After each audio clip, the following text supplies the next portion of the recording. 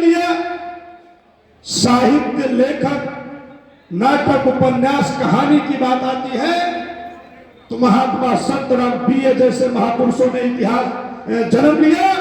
और उससे भी बड़ी बात, इस सृष्टि के पहला राजा ब्रह्मा जी के 7वें मानस पुत्र महाराजा दक्ष प्रजापति जी का जन्म हुआ। अगर सृष्टि की बात की जाती है तो इस कुम्हार समाज ने तमाम महापुरुषों को जन्म दिया। लेकिन दुख इस बात का है कि कुम्हार समाज में जन्मे तमाम महापुरुषों के इतिहास को आप लोग नहीं जानते। आज माननीय श्री प्रेमचंद प्रजापति जी ने आपके समाज में जन्मे जितने भी महापुरुष हैं उनके इतिहास को पाताल से निकालकर धरातल पर स्थापित करने का काम किया जा रहा है। मित्रों, धरातल पर स्थापित करने का काम किया जा रहा है। महात्मा संतराम बीए जी का जन्म आपके ही बगल पंजाब के होशियारपुर ग्राम सभा में हुआ था 14 फरवरी 1887 ईस्वी में। और उनके पिता रामदास गोहिल थे, उनकी माता का नाम मालिनी था। जब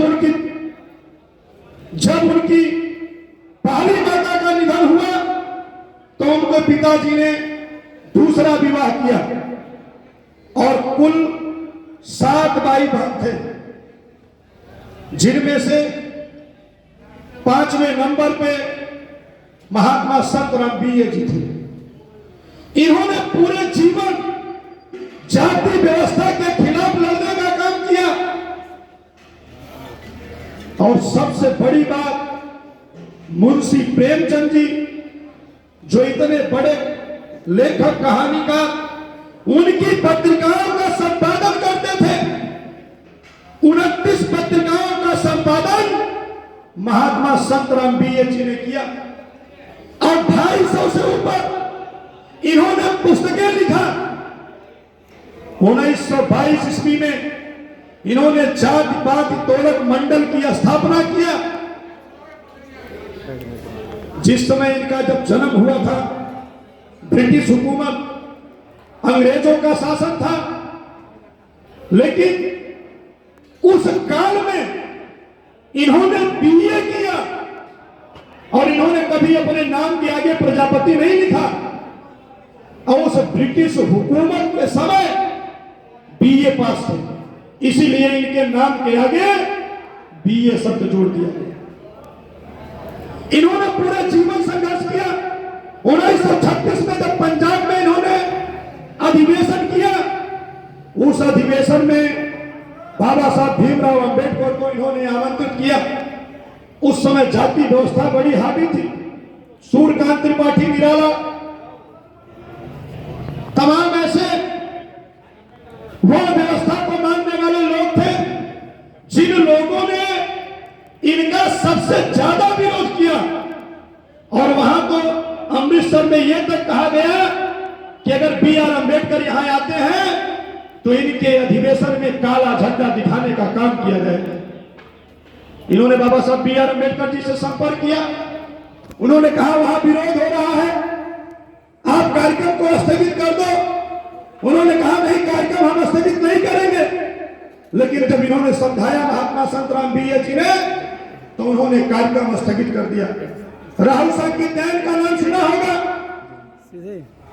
महात्मा संतराम बीए जी के चेला थे। आप लोग पढ़ते हैं मैट्रिक में यथार्थ भुलक्कड़ जिज्ञासा पढ़ाई जाती है। ये महात्मा संतराम बीए जी के चेले थे। चेला का इतिहास लिख दिया गया, लेकिन गुरु का पता नहीं। इन्होंने पूरे जीवन जाति व्यवस्था के खिलाफ लड़ने का काम किया। और उस समय इनका सबसे ज्यादा किसी ने विरोध किया तो सूर्यकांत त्रिपाठी निराला जी थे। आप लोग पढ़ते हैं, उनका भी इतिहास पढ़ते हैं। लेकिन एक ऐसा प्रकांड विद्वान जिसकी पाठ्यक्रम को हाई स्कूल, इंटर, बीए में शामिल किया जाना चाहिए था। कई उपन्यास इन्होंने लिखा, कई नाटक लिखा, कई कहानी लिखा, कई निबंध लिखा, लेकिन किसी महापुरुषों ने, यहां तक कि आने वाली सरकारों ने कभी इनके इतिहास को बताने का काम नहीं किया। आज भागीदारी पार्टी, माननीय श्री प्रेमचंद प्रजापति जी, भागीदारी पार्टी के लाखों नौजवान सिपाही घूम घूम कर अपने इस महापुरुष के इतिहास को बताने का काम कर रहे हैं। और मैं तो आप लोगों से गुजारिश करना चाहूंगा कि जब यहां से जाना तो महात्मा संत राम बीए जी की फोटो इंटरनेशनल लोड करके उसको मिढ़वा कर अपने घर में जरूर टांगना। क्यों? क्योंकि जब आप अपने महापुरुषों की प्रतिमा अपने घर में लगाओगे तो जो आने वाली आपकी पीढ़ी होगी, जब उस प्रतिमा को देखेगी तो आपसे सवाल करेगी, आपसे पूछेगी कि पिताजी, चाचा जी, दादाजी, ये किसकी फोटो है? तब आप उनके इतिहास को आने वाली पीढ़ी को आप बताने का काम करो। अभी चले जाओ तो सभी के घरों में भगवान शंकर जी की, मर्यादा पुरुषोत्तम श्री रामचंद्र जी की, लक्ष्मी गणेश जी की फोटो मिल जाएगी, लेकिन आपके घरों में आपके महापुरुषों की फोटो नहीं मिलेगी। तो ये बहुत जरूरी है। तो मित्रों, जो हमारी जो लड़ाई है, माननीय श्री ओम प्रकाश राजभर जी बैठे हैं, आप लोगों ने माननीय मंत्री जी की रैली देखा होगा। बोला देखे थे कि नहीं देखे थे? जब मैंने चर्चा किया, हमारे जितने भी कार्यकर्ता, जो साथी हमारे साथ चलते थे, लोगों ने आजमगढ़ की रैली को देखकर लोगों ने आश्चर्य माना। लाखों की संख्या में हुजूम थी। और हमारा समाज, हम तो अभी आप लोगों को जगा रहे हैं। उत्तर प्रदेश में माननीय श्री ओम प्रकाश राजभर जी एक ऐसे मिनिस्टर हैं जो पूरे देश में घूम कर हमारे समाज के लोगों को जगाने का काम कर रहे हैं। हमारे समाज के लोगों को, कि इतना बड़ा है आपका समाज, लेकिन राजनीतिक भागीदारी की बात किया जाए तो हमारी कोई भागीदारी नहीं है। हमारी भागीदारी शून्य है। हमारी ये जो लड़ाई है, ये लड़ाई सामाजिक परिवर्तन के खिलाफ है। हम चाहते हैं कि अगर हम इस देश में है तो हम लोगों का हिस्सेदारी मिले के चाहिए। बोला चाहिए कि ना चाहिए? अच्छा, के हिस्सेदारी चाहे? थोड़ा हाथ उठाओ तो। देखा भाई, हिस्सेदारी तो सभी के चाहे, लेकिन कोई लड़ना नहीं चाहता है, कोई घर से निकलना नहीं चाहता है, कोई संघर्ष नहीं करना चाहता है। सभी चाहते हैं चंद्रशेखर भगत सिंह पैदा हो, लेकिन हमारे घर में नहीं, वो पड़ोसिया के घर में पैदा हो। आप ये नहीं चाहते हो।